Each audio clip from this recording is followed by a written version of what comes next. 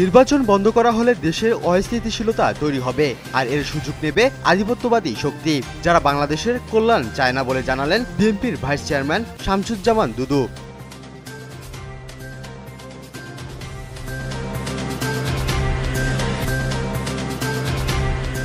জাহাঙ্গীরনগর বিশ্ববিদ্যালয়ে ভোট গণনাকালীন সময়ে সহকারী অধ্যাপিকা জান্নাতুল ফেরদৌস মৌমিতার মৃত্যুতে শোক প্রকাশ করেছেন বাংলাদেশ জামায়াতে ইসলামের আমির ডাক্তার শফিকুর রহমান।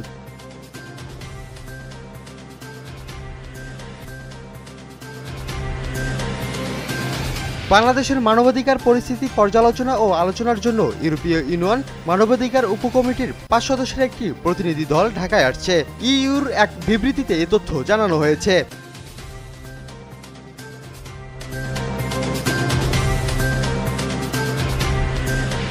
কাতারের রাজধানী দোহায় ইসরায়েলি বিমান হামলার পর জাতিসংঘ নিরাপত্তা পরিষদে ইসরায়েলের জবাবদিহিতা নিশ্চিত করার আহ্বান জানিয়েছে পাকিস্তান। এক প্রতিবেদনে এ তথ্য জানিয়েছে আরব নিউজ।